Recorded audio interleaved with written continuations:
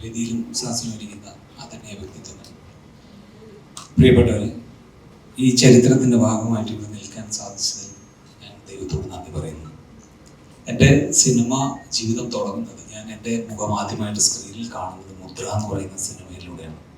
അതുപോലെ എൻ്റെ മുഖം ഇന്നും ഓർക്കാൻ എനിക്കൊരു സിനിമ തന്നതും സിൽസാറാണ്, ദേവദൂത്.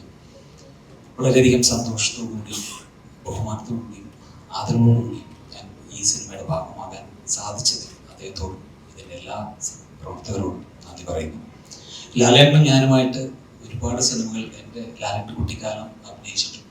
കഴിഞ്ഞ് ഭരതം എന്ന് പറയുന്ന സിനിമ ചെയ്യുമ്പോഴും അതൊക്കെ കഴിഞ്ഞ് വീണ്ടും ദേവദൂതൻ എന്ന് പറയുന്ന സിനിമയിൽ എത്തിയപ്പോൾ എനിക്കിപ്പോഴും ഓർമ്മയുണ്ട്. ആദ്യത്തെ ഒരു സീൻ ഞാൻ നടന്നു വരുന്ന അപ്പോഴാണ് എൻ്റെ അടുത്ത് ഈ ക്യാരക്ടർ എന്താണെന്ന് സിൽസാർ പറഞ്ഞു തരുന്നത്. അതൊരു എനിക്കറിയില്ല, ഞാൻ ബ്ലൈൻഡ് ആയിട്ടുള്ള ഒരു ക്യാരക്ടറാണ് ചെയ്യുന്നതെന്ന് ഒന്നും അറിയില്ല.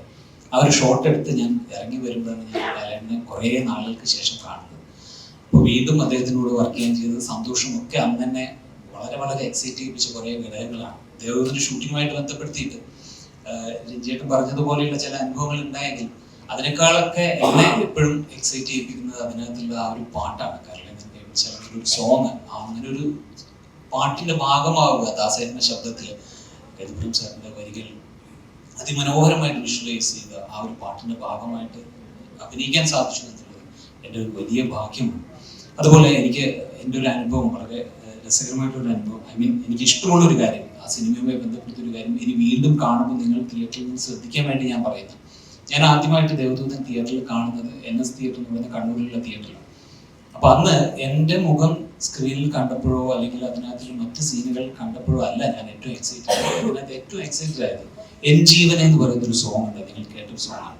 അതിനകത്ത് കരളേന്നും കേൾപ്പിച്ചാൽ സോങ്ങിന്റെ ഒരു ഹമ്മിങ് വരും. അത് സറൗണ്ടിലേക്ക് അന്ന് മിക്സ് ചെയ്തത്, ഇപ്പോൾ ശ്രീ സാർ പേര് പറഞ്ഞല്ലോ, അദ്ദേഹം അതിഗംഭീരമായിട്ടാണ്. ആ ഒരു മൊമെന്റിൽ ഞാൻ ശരിക്കും അന്ന് എക്സൈറ്റഡ് ആയിട്ടുള്ള ഗൂസ് ബംസ് വന്നൊരു മൊമെന്റാണ്. അത് വീണ്ടും തിയേറ്ററിൽ 4K വരുമ്പോൾ അറ്റ്മോസിൽ മിക്സ് ചെയ്ത് കേൾക്കാൻ ഞാൻ ആഗ്രഹിക്കുന്നുണ്ട്. അപ്പോൾ ഈ സിനിമയുടെ റിലീസ് ഒരുപക്ഷെ ആദ്യമായിട്ടായിരിക്കും, ഇപ്പോൾ ഇവിടെ സൂചിപ്പിച്ചതുപോലെ തിയേറ്ററിൽ ആദ്യം ഇറങ്ങിയപ്പോൾ വിജയിക്കാതെ പോയൊരു സിനിമ, സാമ്പത്തികമായിട്ട് വിജയിക്കാതെ പോയ സിനിമയുടെ വിജയം എപ്പോഴും സാമ്പത്തികമായിട്ട് തന്നെ ആയിരിക്കണമെന്നില്ല എന്നുള്ളതിന്റെ തെളിവാണ് ദേവദൂതൻ. കാരണം അത് പ്രേക്ഷകരുടെ മനസ്സിലാണ് വിജയിക്കുന്നത്. ആ വിജയത്തിന്റെ ഭാഗമായി ഇവിടെ നിൽക്കുന്നു എന്നുള്ളതിൽ ഒരിക്കൽ കൂടി നന്ദി രേഖപ്പെടുത്തിക്കൊണ്ട് എല്ലാവരും തിയേറ്ററിൽ വന്ന് ഈ സിനിമ കാണണമെന്ന് പറയുന്നു.